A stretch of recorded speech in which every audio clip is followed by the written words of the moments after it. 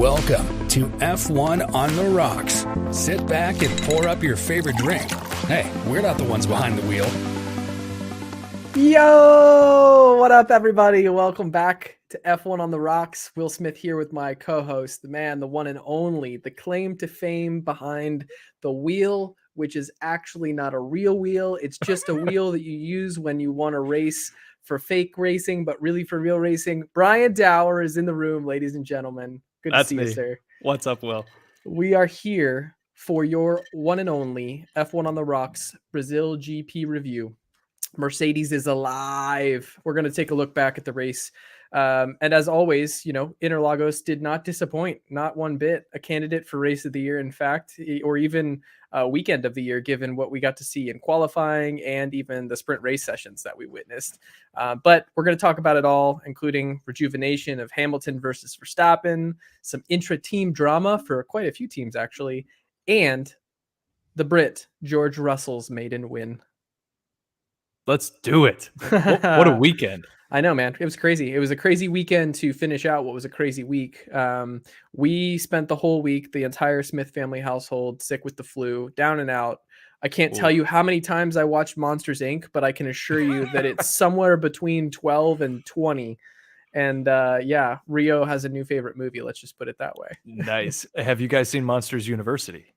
So yes, because she kept saying after she finished Monsters Inc., she'd say more monsters, more monsters. I was like, all right, let's see what Disney Plus has got for us. Let it roll. And then there it is. So we got, I think, like 75% through Monsters University. And she was like, all right, I want to switch shows. And I was like, I want to finish this. I'm pretty hooked on this right now. So yeah, it was good. Other than that, cooling things down here in Arizona. We got some cool weather, doing good. I am sipping on tonight a John Daly. Lemonade, nice, sweet tea, and a little bit of Tito's vodka. Let's go. I love that. Awesome. I have tonight one of my favorites. It's a poolside favorite of mine. It's the vodka High Noon. So the High Noon is already a vodka drink, but you've got to throw another shot or two in there and accelerate things a little bit. Yeah, crack the can, open the DRS, see where life takes you. Exactly. The wife loves when I start drinking vodka High Noons at 2 p.m. on a Saturday. Yeah. You can only go up from there, Brian. Let's be honest. Exactly. Oh man, how is the wife and the family doing in your neck of the woods? Everybody's good, man. We are wrapping up soccer season. The Bills have taken a couple rough losses recently, so I've been licking my wounds from that. Today was a little crazy. Left the office, got stuck in traffic. I had to pick up Penelope to go to a Cub Scouts meeting that started at 6. So I was like eating a leftover burrito, driving on 95, like trying to get there in time. But it was all good. Made it and had a cool, fun Cub Scout meeting. And here I am, man, rocking and rolling. Yeah, I've always had this like aspiration to start the unofficial official Dad Olympics, which is like for new dads, you know, the idea of like how fast can you change a shit diaper while also like holding a beer, while also like having a full conversation with somebody else. And then things like that one that you just brought up, which is like, you know, the king of multitasking. You don't realize how much you can simultaneously do until you have kids. And then you're like, wow, this is incredible. This is remarkable. That is the truth, man. Well, if you have not been with us in a few podcasts, or this is your first time listening, welcome back. Thank you for being here. We have the claim to fame on the one and only One Breath race review. It's a thing that F1 on the Rocks has kind of originated, and the idea is that you get a jam-packed version of the race in one breath. And Brian Dower has the honors this week of delivering to us the official One Breath race review. Let's do it, man. I'm ready. All right. You going to give me the point, the director's point, or should I just go when I'm ready? I'll give it to you. I'm going to even time this one because I've got faith in you for pulling this one out of the bag. So we're going to go timer and then stopwatch. And then here we go in 3, 2, 1, go. What a weekend in Sao Paulo. Magnussen in his 100th race for Haas puts it on pole. Yes, pole. The sprint is full of wheel-to-wheel action, including Alpine teammates making contact and Ocon's car bursting into flames post-sprint. Mercedes locks out the front row. Ricardo ends K-Mag's race lap 1. It's deja vu all over again with Hamilton and Verstappen not giving an inch. Verstappen tells Checo to fuck himself, and gorgeous George Russell takes the first ever victory with Mercedes completing the 1-2. Woo! Ooh, that was a good one. I feel good about that one. Yeah, I like the Verstappen tells Checo to fuck himself, which is essentially what happened. 21.57, not bad, not bad. All right. Give I'll you take props it. on that one. I'll That's take it. Pretty quickie. You always have way extra breath left over at the end. I wonder if like my years of chain smoking packs of cigarettes is, might have something to do with it. has something to do with the whole scenario here. Anyways, if you got what you needed from the One Breath race review, adios, sayonara, be on your way. Maybe just leave the podcast playing in the background so we get credit for it. But if you want to hang around, we're happy to have you. Let's dive into the Brazil GP race review. Man, what a fun race though. Like top to bottom, you start the weekend out and you're like, I really hope we get some good stuff going here in these last two races. And then you just get, rain, which typically tends to make a qualifying session quite fun. Practice sessions quite fun. And yeah, we got some surprises. What was your take on qualies, man? We did, man. And you had texted me earlier in the day because it was Veterans Day. Veterans Day. So you're like, hey, what's going on? You're watching qualifying. I'm like, no. And you're like, don't look at social media. Yeah. Okay. So I finally watched it late, get the kids to bed, whatever, watching it Friday night. And we got a crazy quality. So fast forward to Q3, the rain is stopping. First of all, before we get into K-Mag, let's have a quick chat about Ferrari putting Leclerc out on inters when the track is drying and all 9 other competitors are on slicks.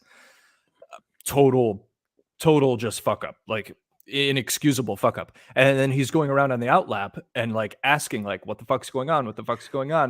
Passes the pit entrance, and then they're like box, which is just the epitome of Ferrari's season. Total shit show. Okay, oh look, I went back for you on this one. I counted the tires. There were 13 fucking tires around the car when he pulled into the pit. 11 of them were soft. Like a glitch in the Matrix, the Ferrari pit crew were running around with additional tires in hand. Like they're literally coming out of the pit. And you're like, this has to be a glitch. How many guys are going to come out with tires?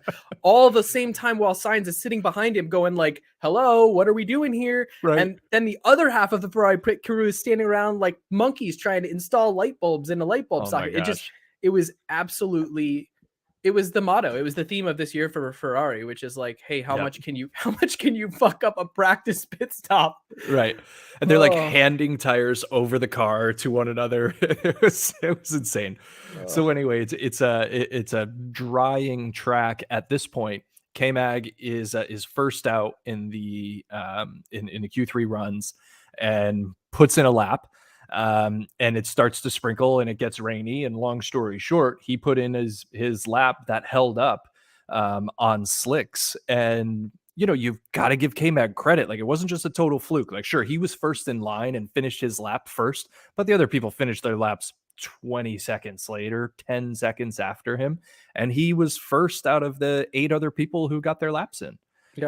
So fucking hands off to K-Mag. And how awesome was that celebration, because for anybody who didn't see it, they put in the laps and then it really starts raining, so nobody even goes back out on the track to try to improve. They know it's impossible, so he's sitting in his car in the Haas garage, and then finally when they know it's official, he gets out, stands on top of the car and gives a celebration. It was fucking awesome. It was sick because you got like the vibe that the team had been waiting for just some glimmer of hope after the season that was promised to Haas to be this remarkable season, right? Like, they got the car, they have the budget, they got the team, like Magnussen's in, let's do this. And then we finally get this, right? They pan over to Gunther, he's on the phone with Gene for sure, being like, we finally fucking did it, So yeah, super, super cool. I will say that the only other thing that happened in quali was Hamilton did go back out. And I was like, man, let Haas have their claim to fame. But I respect that Hamilton was doing it because he was, the unofficial official citizen of Brazil. And so he was doing his like victory lap and thank you and appreciation for them. So yeah, that was kind of cool. That was awesome. Sprint wise. So, I mean, you get to the sprint and you're already just like amped because of the whole Magnussen deal. He's on pole. You're like, we know he's going to get past probably before he gets to the first lap, but that's okay. He gets to do what he wanted to do, what was your take on what was happening between Ocon and Alonso? I mean, obviously there's quite a bit of inter-team drama over at Alpine, it seems, and I think the sprint really kind of teed it up for the weekend. For sure. Yeah. And I mean, we all know Alonso and how Alonso is. And typically when Alonso is on his way out, he just, like you say, he just lights the fire, tosses the grenade, and pieces out. So he's definitely on that, like, I don't give a shit track, I'm out of here type of thing, like a senior in high school. Yep. And Ocon is the king of fighting his teammates way harder than he should. And he has his entire career. So it's almost surprising that it took this long. I mean, they had some spats. I think maybe Saudi Arabia was one that I remember from early in the season, and they were kind of getting a little too aggressive with each other. But anyway, so they make contact. I think it was in the Senna S's, and then finally it was either later that lap or the next lap. Alonso was right behind Ocon, very similar to Alonso behind Stroll in Coda, and just this one. I don't know if I can blame Ocon on this one. Like, I think Alonso just really waited too long and pulled out and lost his front wing. Maybe Ocon shifted a little bit there, but it was nowhere close to as egregious as Lance Stroll's in Coda. Yeah, no, it definitely so that first occurrence, Ocon goes for a pass on the inside. Like, he's diving down on the inside. He's nowhere near Alonso, but what happens is he doesn't get far enough to make the actual pass on the inside turn one. And when he settles back into the pack, he ends up pushing Alonso basically off the track. And that's really where that first bump came into play. That is what it is. That's, for me, that was just like they're racing, and they couldn't have known that they were going to come back together that way. On the second incident, though, I do agree with you. I think, like, Alonso's like, oh, he's in my way. But at the same time, it's like, if you're that close to him coming out of the final turn into that straight, you can give him enough room to get around him. Like, you don't have to be up his ass in that instance. So it's one of those weird ones where it's like, I do though get the vibe that Alonso's ready to like get the fuck out of Alpine. And in the back of my head, I'm thinking, good for you, man. And then in the front of my head, I'm thinking, not good for you, man, because your new teammate's going to be Stroll, and he's going to fuck you up even more. Like, I don't know if you caught when Stroll forced Vettel off in the actual race, but like, man, what a shit show that was. So if he's thinking that life is going to be easier with Stroll than it has been with Ocon, I don't know, man. It's going to be tough either way. So real quick on that Vettel Stroll, I loved the radio message. So it was after the Senna S. It was on that kind of second straight early on. Seb's going left to go around him, and Lance just pushes him off the track, like totally off the track, like a naughty thing to do to any other driver, let alone your fucking teammate. And then Seb's radio message was just, okay. So good. You gotta love the man. He's going out on a high. You can't bring Seb down, and that's always a good thing. So that brings us to the race, which I didn't even give us a little tagline video thing for the race. I just gave us race incidents because, like, holy crap, there were a lot of them, and they started hard, heavy, and fast at the beginning of the race. With Magnussen and Ricciardo, I have my opinion on this, but I'm curious to see what you think about how we ended up with, Magnussen having this ecstatic weekend and he's out of the race. Where did we end up at that kind of scenario in the first corner, Yeah, so that was brutal. So we didn't mention it in the sprint, but in the sprint, Magnussen led the first 2 laps.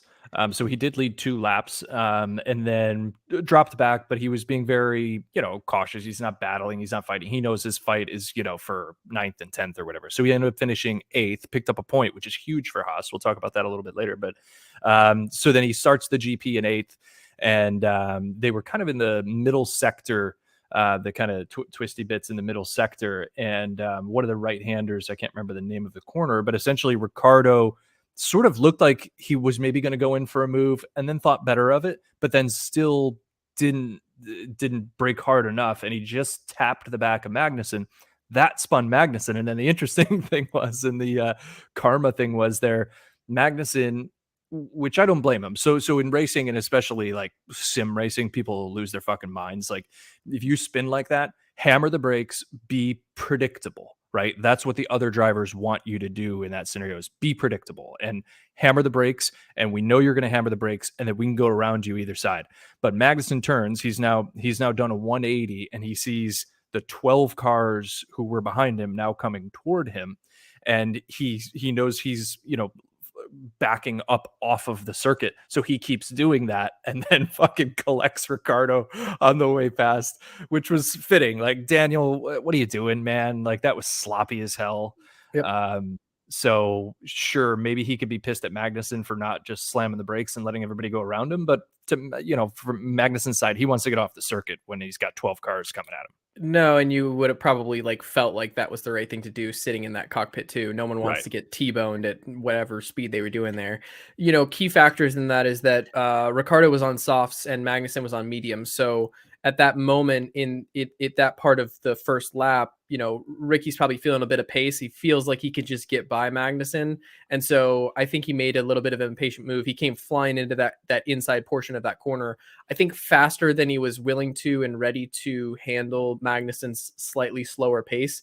But what happened is as they're leaving that corner, Ricky gets on it sooner than Magnussen gets on it, or sooner than the car can get on it, considering maybe the tires are just the way that they chose to accelerate. You could maybe go back and look at the data on that. But in doing so, you know, kind of collects Magnussen and throws him out. So what a shame for Magnussen. Obviously, he did everything that he could. You know, it just it just sometimes ends up that your racing incident is what ends the race for you. So yeah, that was a bummer. Next one we'll take it to, since we're on incidents, is Hamilton Verstappen. So this was on the first restart. I think it was lap 7. So obviously we got a safety car for Ricardo and Magnussen. After the safety car restart, we had Verstappen get down the main straight, sort of get in front of Hamilton a little bit, and then going through the second part of that Senna S, kept going up the inside, and Hamilton took the racing line. They collided. It ended up with Verstappen getting a penalty. What's your take there? Yeah, there's a lot of moving parts on this one. There was quite a bit of disagreement on the actual F1 broadcast as to whether it was penalty worthy or whether it was a racing incident. And I found that to be pretty unique this season. We've only maybe had one other time where everybody was like, I'm not sure we're on the same page as to the result of what should occur here. For me, the incident itself was a bit of a throwback to Monza last season. Like, very similar. that move was in the apex, and being that it was in the apex, it's kind of like, well, who's to blame there? You know, what could have happened differently? And so I think if you go back and you look at this two ways, right? You look at this at Max. Max was racing with aggression. And for me, as a person who's been kind of like touting the way that Max's racecraft has been all season, the aggression that he was racing with in that moment, in that instance, was more than any other competitor he's been alongside all season long. He made some really aggressive moves in those corners that put him in a position where he was at stake. Same time, though, he's next to Hamilton, who's known for making conservative, safe moves in and out of corners to protect himself in the car. And he didn't do that this time alongside Max. So for me, my takeaway is that it was a racing incident. I think it was a racing incident. I don't think Max should have had the penalty that he got in that instance. But I don't know. Yeah, 6.5, one dozen the other, you know. I think it was borderline, but I agree with the penalty. Max jammed it in where a car couldn't fit. Yeah. And he was behind, wasn't in line with Hamilton at the time. So I think by letter of the law, he's behind, and he chucked it up the inside when there was no space. Obviously it makes it tricky with the first turn, and he was a little bit ahead at the first turn, and then Hamilton got ahead, and this all happens in, a fucking 0.2 of a second. So that makes it difficult. But I think it was your standard Max Verstappen move or we crash. And Hamilton, like at Silverstone last year, said, I'm not moving. Yeah. I don't disagree with that. I think at the end of the day, they both had a commitment to that sequence of corners. One of them going in their head thinking I'm ahead, the other one going in thinking I'm ahead, and what you get is a racing incident in that case, and a penalty worthy race incident in that case, I guess. The crazy thing is, I would bet anything that if instead of Hamilton, it were anybody else on the grid, literally any of the 18 other drivers but Hamilton, Verstappen would have backed off, let them take that corner, and gone through. Yeah, I agree. cannot race each other. I agree. It's crazy. Yeah, and which makes things fun because a bunch of people are thinking, Hamilton is on his way out. He's not going anywhere anytime soon. Nor is this rivalry, nor is the hype that happens when they are in a race next to each other. So, Right. aside from Hamilton ending up in a slow car in the back of the pack, we probably won't see this whole thing going away. This mano a mano, take you out in the middle of the Wild West streets and shoot pistols at each other type showdown. And I love it. I'm here for it. I hope 2023 is going to have a whole hell of a lot of it. Next one, Leclerc and Norris. This one kind of didn't get talked about a ton. It happened right after the first restart as well, right after this incident we were just talking about. So this was up in turn, I think it's either 5 or 6, right-hander, and Leclerc's on the outside going past Norris on the inside. Norris, I think, understeers maybe just a touch, clips the back of Leclerc and sends him off into the wall. Crazy thing is Leclerc continued the race. Like, he hit that wall with some speed. Yeah, I think the way that he hit the wall worked out for him in that instance. So Norris made a brave defensive move, and I think when he gets into the curb in the corner, you said understeer. The curb, I think, caused the understeer. So he gets into that curb and it shifts the car, and I think it shifts the car just enough to throw him off kilter. That's when he kind of slides a little bit into Leclerc and sends Leclerc off into the wall. I think in Leclerc's head, right, pulling up, maybe looking in a mirror, he sees that he's got so much of his car in front of Norris. The only thing that was really maybe up next to Leclerc heading into that corner was the front wing, maybe a little bit of the front axle.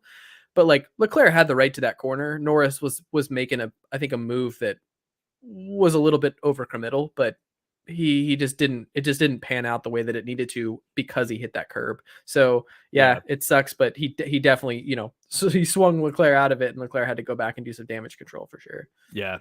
Risky move by Leclerc. Norris got a penalty, which he got a 5-second, which I think could have gone either way. But I think is a fair ruling, because if you're Leclerc, that's a risky maneuver regardless. Yeah, that corner isn't the best corner to make that type of outside pass move. Yeah. So, well, that brings us to team orders. What the fuck? Amen. I have a lot of passionate feelings about this subject. But before we go there, I've got some leaked footage of Max addressing the team after the Brazilian GP that I pulled up for you. So let's do this here. Let's do this here. Okay. I just want to say from the bottom of my heart, I'd like to take this chance to apologize to absolutely nobody. He wants.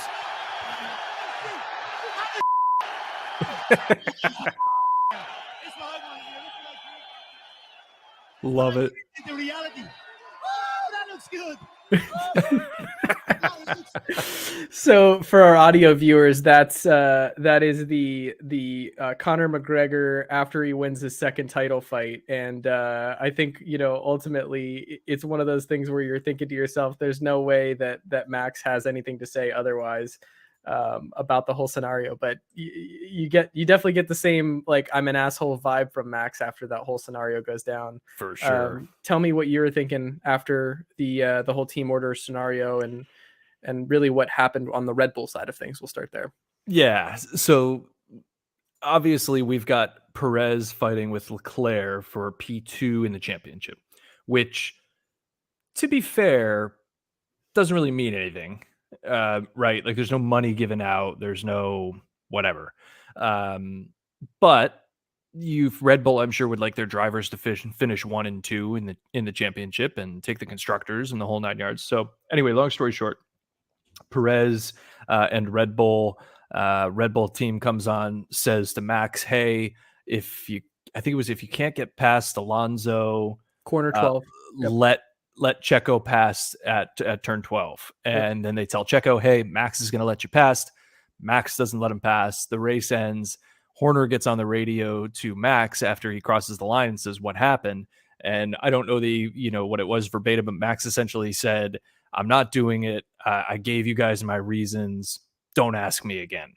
Like a total dick Total dick move. And, they come on the radio to Checo. Hey, Checo, sorry, we'll talk about it or whatever. And Checo throws the, now we see who he really is. Great line. Yeah. I feel like that line in itself could be like part of maybe the autobiography for Perez when he retires, now we see who he really is by Checo Perez or something. No, all right, here's my rant. I wrote this down because I had to. So I'm going to read it for you and for our listeners. This whole let me have that spot deal is tied to like entitlement of drivers in the number one seat.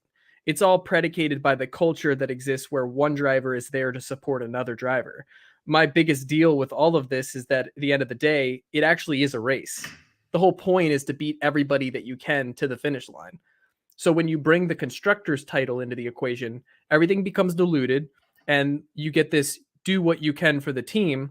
And that's harder to say just race in that moment because you're thinking about a championship that isn't tied to race to the finish line. For me, Mercedes handled it best by saying, feel free to go racing, boys. Like, right. Just had to say that. Like, we could have said that and it could have been okay. That for me doesn't take away from the idea that the equation was different for the Red Bull team than it was for the Ferrari team, right? Do you think, and this is a question back at you, does the podium change the team orders conversation? Does the request from Leclerc to slide into Sainz's podium spot land differently than Checo's on Max? 100%. Yeah, couldn't agree more. I mean, podiums are how drivers are judged, while they're driving, and then when they're retired, how many wins did he have, how many podiums did he have? So it's totally different pulling Sainz off the podium and swapping with Leclerc than it was moving Verstappen from 5th to 6th. Yeah. When the constructors is wrapped up, the drivers championship is wrapped up, like it literally means nothing. Yeah, we'll talk more about this a little bit later when we do the Abu Dhabi preview, because we always try to give a little bit of recap of where the standings are. But when you take all of the drama that occurred post finish line in this instance, it boils down to 2 points. And if anybody can appreciate the importance of what 2 points mean going into the last race of the season, it should be Max. Right. And it should be Max's understanding that like those 2 points could go a long way to making someone's future brighter or not. And so that's where I am on the team order situation. And thank you for listening. Yeah. Yeah, it's interesting. And we don't have to get into total speculation and stuff, but it is worth mentioning that supposedly Max is pissed at Checo because Checo binned it in qualifying in Monaco, seemingly on purpose. I encourage you and all of our listeners who have an F1 TV subscription to go back and watch Jolyon Palmer's breakdown of the race, of the Brazil race. He actually dives into this accusation and goes back to, was it Monaco you said? Yeah, Monaco. Goes back to the Monaco race and looks at Checo and the gas pedal data and the brake pedal data for the corner where Checo binned it, and shed some light on the reality of what could or could not have been in that instance. I do, and people are going to hate me for saying this, I do agree with the way that Max answered that question though. Draw whatever conclusions you want to draw. He didn't say one thing or the other. He didn't actually give someone like ammunition to use. He just said, you figure out why I didn't do what everybody wanted me to do in that instance. Like, yeah. He has his own reasons, and I think he's entitled to those as the number one driver on the Red Bull team, Right. So. Yeah, very interesting. I mean, we'll see. He said that if in Abu Dhabi he needs Max to play the team game in some respect, he said he would. Yeah. So it seems like just like an eye for an eye type thing. Like, you fucked me in Monaco, I'm fucking you here. We're even. That's the vibe I'm getting. I can't. I don't know. I don't hate that, I guess. Like, while I was watching that race, I'm like, fuck you, Max. You're such an asshole. Like, and Checo said, I won him both championships. Pump the fucking brakes, Checo. You didn't do shit for him this year. Like, you moved out of the way in Spain. But like 100%, we all watched Abu Dhabi. Checo won him that driver's championship. If Checo didn't hold up Hamilton for like the fucking 15 seconds on that one lap, Hamilton could have pitted for fresh soft tires under the safety car, and he would have been fine. He would have won. He would have won the world championship. So yeah, but 100%.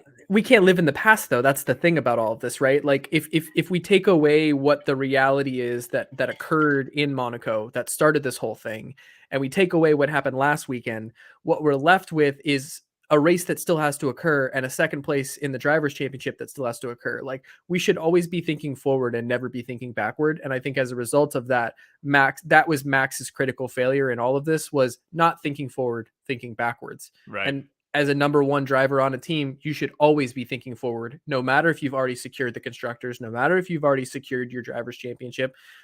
I can assure you that Michael Schumacher wasn't thinking about races in the past when he was trying to win additional championships. He was thinking about races in the future. So it's just one of those things where, like, he's got to get into this mindset and the mentality of like what a true multiple year champion is. And he's not quite there yet. Obviously he's only got one. So, he's headed to having two, but yeah. Yeah.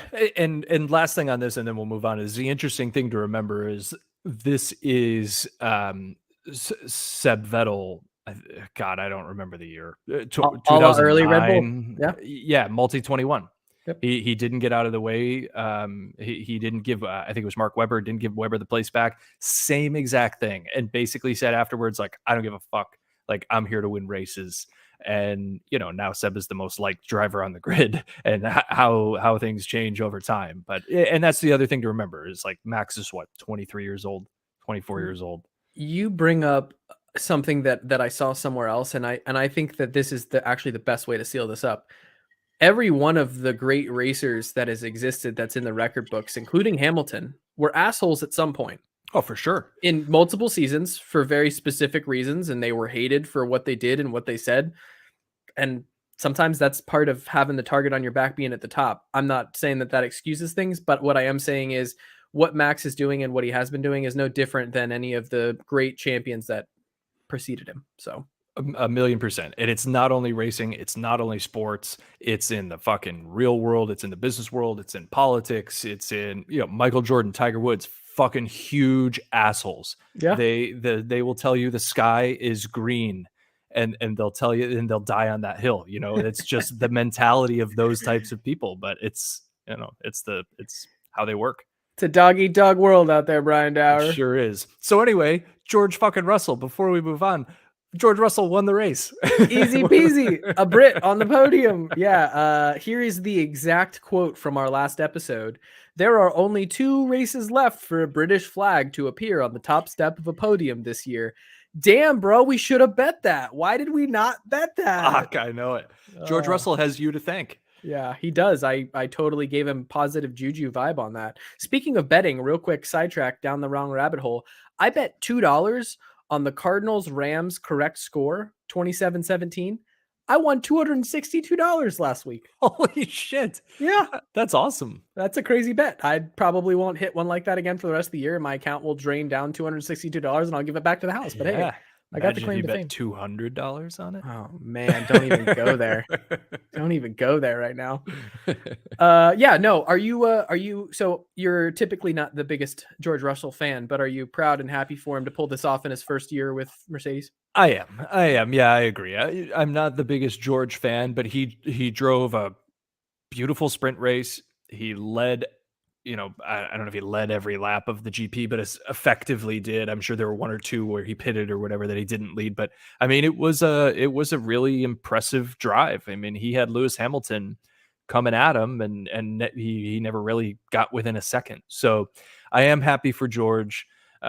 He's such a fucking stiff, even in his like post race stuff. It's just like, he tries to like seem like he's having fun or whatever, but he's just so proper. It drives me nuts. He missed the cultured PR training down at Williams that Hamilton has had so many years to perfect. When they went to interview him, I was like, okay, and he's gonna thank the crowd, and he's gonna thank the crowd, no. and he did it, and I was like, shit, he's just totally on his own thing, man. But it's good. He's his own driver. He did a great job. I agree with you. He had a great weekend from a performance and from like just a drivability standpoint, and so. Hey, props to you, man. You stacked up a win and put himself in a position which I'll share with you later. But yeah, that takes care of all the race stuff. I did have a dope ass helmet of the week, and that was actually Checo's helmet. I saw this. He had a Black Panther helmet, and I'll include the link in the blog post. But Wakanda Forever has the Black Panther, like doing a little bit of promotion for that new movie that's dropping. But if you haven't seen that Checo helmet, check out the blog post, f1ontherocks.com. It'll be the most recent blog post. Sometime by the time you hear this podcast, it'll be live. So yeah, very cool helmet. I like that one. It was a good one. I'm not sure that we will have the dope ass helmet of the week next week. I haven't seen any murmurs of cool helmets, though. It's the last race of the season. So, well, you know what Seb's doing? You heard what Seb's doing? No. He is people can bid, so he's gonna have I did see pictures. that. Yes. Yeah. So somebody can bid, and it's crazy, like $50,000, and they can submit their picture, and it's like a little, I don't know, 1/2 inch by 1/2 inch square on his helmet, and all that money is going to like his favorite charities or whatever, which is super cool. I really think that this whole helmet game is underrated. Like, maybe we should shift our attention from podcasting to being like the number one, like new helmet industry, like integration of the world and what's going on with actual drivers and their causes, like PR for helmets or something. I don't know. Yeah. Anyways, dope ass helmet of the week. It's coming at you next week. It's probably going to be Seb because, hey, we got to send him out with a big bang. But for sure. You put together some really awesome stuff. What do you got? Yeah, so I wanted to talk about the remaining Haas seat. So it's between Schumacher and Hülkenberg. Rumor has it Hülkenberg is going to be announced on Thursday of this week. But it kind of got me thinking, Hülkenberg versus Schumacher. Who would you pick? And I threw out a couple stats here, a couple things. So Hulk is 35, Mick is 23. Hulk has 181 starts. Mick has 42. Hulk obviously has a lot better results over his career. Number one, because he's been on better teams. If we're looking at Mick compared to K-Mag this year, this is where I kind of stumbled upon some really cool shit, and I want to do a shout out here when we get to it. But Magnussen has 13 more points than Mick, and Magnussen is up 14-6 in quali. So he's getting beaten pretty handily by K-Mag, which is unfortunate for Mick. And I think, that with all the crashes and how much money it's costing, et cetera, is why they're going to go with Hülkenberg. Gene Haas likes veterans in his cars, a la Magnussen and Roman Grosjean. Obviously, Magnussen and Grosjean, started battling a little bit in 2020. 2020, yeah. But it makes sense, I think, if I'm Gunther Steiner. Like, if you take the age out of it, like if you're one of those people who's like, age is just a number. If you take age out of it, it's Hülkenberg by a fucking landslide. Right? Yeah. I mean, diversity and inclusion too. I mean, I don't think that someone's age should remove them from the opportunity to have a seat. Yeah, look at Alonso. He might be driving the best he's ever driven in his career. He's 41 years old. Yeah. So what I did find, and what I did want to shout out, is F1 at F1 all-time points is a super cool Twitter handle and website as well. And I stumbled upon them when I was looking to compare these two drivers. So their website is actually formula1points.com, but their handle is F1 all-time points on Twitter. And it's like everything you could imagine stat-wise is on this website. Like, it is super cool. You can compare drivers over a season, over their career, not just the points, but a bunch of different stats. They have point simulators, so like you can create your own point structure. So like, okay, for a win you get 50 points, and for 19th you get 1 point, and you can like run different seasons through this point simulator based on what you have said the points are going to be. That's sick, dude. It is super cool. Like, I got lost on this website for hours last night. They've got like trivia games, all sorts of super cool stuff. And the best thing they have, and I'm going to post some, I actually was emailing back and forth with the guy who runs the site, and he was super cool. I think I want to say Mark. I don't have his email in front of me. Mark Wessel. Yeah. Mark okay. Wessel. Yeah. So we went back and forth a couple times, but I'm going to start putting some of his animations out on Twitter. So we'll tag those obviously with him and we'll tweet them out and get hopefully some involvement there. But it's like those like animations you'll see that some people post, and it's like every frame is another year. So from like 1950 to 2020, every frame I love is a year. Those always catch my attention. And you can see like how the points are changing and Yeah. people are moving in different ranks and stuff. Oh, dude, it's fucking awesome. I love whenever I catch those on like social media, I always like stop and stare at it. I'm Yeah, like, okay, me too. When is this going to actually start at the beginning again? And it's always really informative too, because there's some crazy stuff that happens. Some of the good ones are like wealth, where wealth changes hands when big companies are like up and down and stuff. I digress. I think that this could be a very good decision for Haas in the long term, personally. I don't think that putting Hülkenberg in that seat is the end-all be-all answer to Haas's problems. I think there's still a lot for them to work out. A lot of it is going to be vehicle and performance-wise. One thing that I have been just questioning from the beginning of this season is how well the alliance with Ferrari's engines has actually been for Haas. And the fact that they've spent almost their entire season, which was supposed to be like on this well-founded, they've got the extra money, they've got the extra time in the tunnel, this, that, and the other. And now suddenly it just doesn't, I'm leaving the season feeling like Haas is missing a couple things. So I'm hoping that Hülkenberg helps them put to rest the drivers' conversations. And in 2023, all you and I are talking about is Haas doing what they need to do to get the car up to performance and to start to climb their way out of that bottom spot. And we'll see. We'll really see what happens. So yeah, we'll see, man. I hope so. And I'd like to think, I mean, if Hülkenberg were in that seat all year, I think they'd have another 10 to 15 points would be my guess. Yeah. I love Mick, but he's just not doing it, unfortunately. Yeah, he's not cutting it for sure. So do you think he's going to be the rumor has he's going to be reserved for Mercedes? Really? Yeah. Toto Wolff loves him. Really? Yeah. So that's the rumor on the street. We'll see if it happens, but Mercedes doesn't have a reserve. You heard it here first. You heard it here first. We were speculating if Danny Rick was going to be reserved for Mercedes. I could see Mick being a better option than Danny Rick. My guess is Mick, yeah. Though bringing up Danny Rick again, I just want to throw this in there because I was thinking about this the other day too.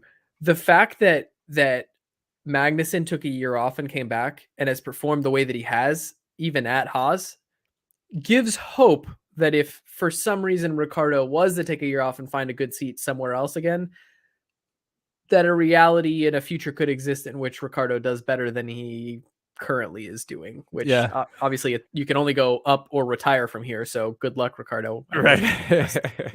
Exactly. Oh man. Well, that brings us to race preview Abu Dhabi. Race preview. We are in Abu Dhabi. We're at the Yas Marina circuit.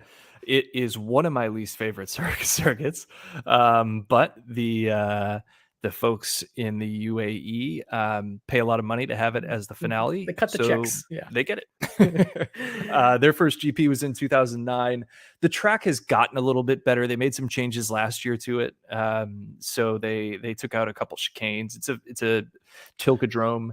Wasn't there some space between the lines in the wall too in a couple corners where people kept tagging the wall? Wasn't that at Yas Marina? Yeah, I think they opened it up a little bit too, so that the big hairpin where actually Max passed Lewis on the restart, that was totally redone, and it was actually redone by Karun Chandok's firm. Okay. From Sky Sports, and he said like he was shitting himself because this World Drivers' Championship was decided like at a turn that he just redid. So I saw an interview with him. It was pretty funny. But there's some pressure on that for sure. Yeah. So we'll see. It was lap record was Max last year in 2021. We won't sniff that in these cars, obviously, but it should be a good race. And I mean, hopefully this is a peek into what 2023 is going to be like. I'm assuming we're going to see some parity in who's going to be at the top this week. Maybe we'll see 3 teams fighting for it. Yeah, it's the way that the standings sit right now, bringing up some interesting conversations. So we made a couple references in today's podcast, if you're still listening. The first one is Leclerc and Perez are currently tied at 290 points. So we're going into the final race of the season, not with the championship online, but with the second place in the championship online, which is fun. Like, I think we kind of called this like 6 races ago. I was like, wouldn't it be great if this is where we ended up? Hey, we ended up here. If you guys like our podcast, share it out because we call a lot of awesome shit way in advance. I digress. Here's the long bet for you. Okay. If for some reason Leclerc and Perez knock each other out, or someone knocks them out, or someone goes on some bowling ball mission into one of the hairpins, and George wins the race, they would all 3 finish the season at 290 points in a 3-way 290 point tie. How about that? That would be epic. Like, do you want to bet who wins the second place in the championship right now and lock in that plus 90,000 point odds like it was for Magnussen? Did you know that? No. Magnussen's Plus 90,000? Plus 90,000. If you had bet Magnussen to pull, I digress. Gosh. Sorry. I get on these That's random crazy. sports betting rabbit holes that I shouldn't. I'm sorry. I spend too much time sports betting. Another time. Anyways. So, how do they break the tie? They mentioned it in the broadcast on Sky. They said Leclerc would win versus Perez if they were tied on points, but I don't know what they look at. I don't know the answer to that either, and perhaps it'll be something for us to have prepared to talk about in the Abu Dhabi review, because I think ultimately we're going to end up with something very close to a tie, unless somebody just takes away on the weekend, or unless a teammate does some sort of amazing work, a la the Mexican Minister of Defense's awkward stepbrother Max Verstappen steps in for Checo. Anyways, that's for the drivers. For the constructors, you're looking at Mercedes being only 19 points behind Ferrari. So there is a lot that can happen in this race, which is really fun. Keeps things going. You pulled this stat. What are we looking at when we're not talking about the top 3 teams? Like, where are the fun battles going on lower and mid pack? Yeah, so Williams is clearly in the basement. AlphaTauri is in 9th, but only 2 points behind Haas in 8th. And for a team like Haas, I don't know if it's public or if it's just hearsay or whatever. I think I read it somewhere years ago, like how much money each team gets based on their finishing position. And I'm sure it changes every year. But I think they even said maybe on the broadcast last week that the difference between 8th and 9th in the constructors was $12 million. That's whoa. Yeah, that is a lot of cash. That is very important to Gene Haas. Hey, let's call up our F1 insider knowledge people and let's get some stats together for next week's podcast. I think our podcast listeners deserve to see the breakdown of what's happening from team to team based on where they situate themselves in the constructor. So we'll find that for you guys and make sure it gets added to next week's episode.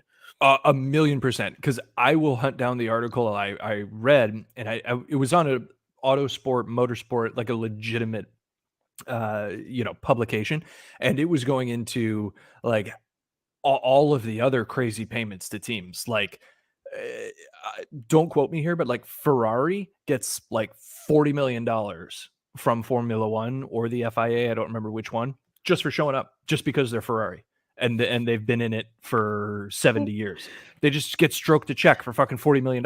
We're going to team up with Mark Wessel on this one for the actual breakdown of number 1 to number 10 in constructors and the differences in the amounts. Maybe we can even get him to pull like from generation to generation in vehicles, what those changes have been. And we can do like an actual more in-depth stat. But yeah, that is really, really remarkable just to hear the difference. So, hey, I don't know about you, but I'm insider. I love AlphaTauri. I think that Pierre and Yuki have done great all season, but I'm going to be rooting for Haas to pull out on top. Absolutely. For sure. Got to root for the American team. Yeah. Well, that brings us to Grid Rivals, the fancy F1 fantasy league that we've been tracking all season with only 1 race left. If you've been involved with the league, great. If you haven't, you can get involved next year from the beginning.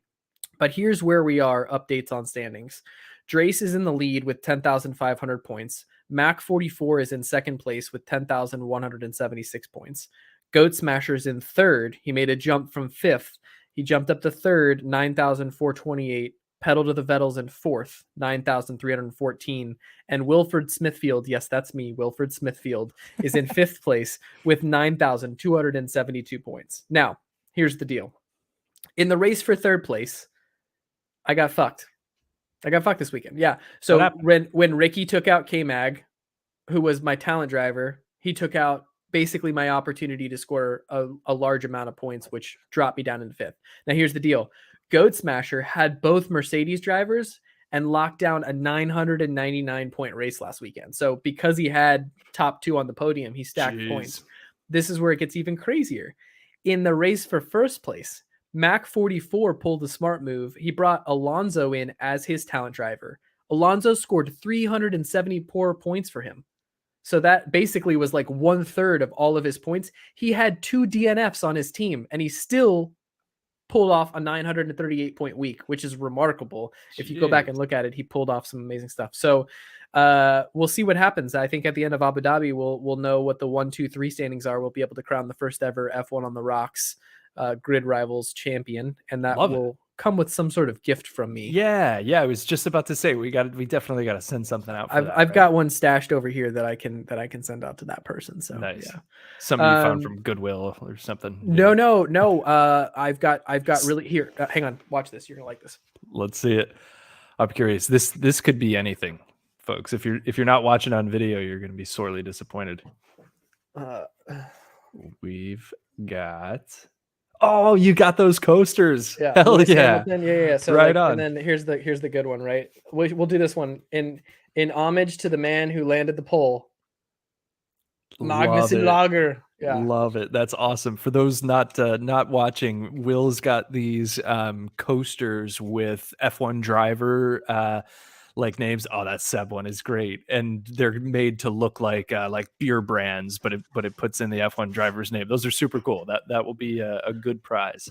Well, that's it for us. What have you got for us on the way out the door? Yeah, so we're back next week. Final race of the season obviously is this week, so we'll be back early next week to talk about Abu Dhabi, and then we're going to take a bit of a break for the winter. It's been a long season. And but we'll probably do something, probably some off-season shows, maybe like season-ending awards. I'm sure we'll do a season preview, maybe some livery launches.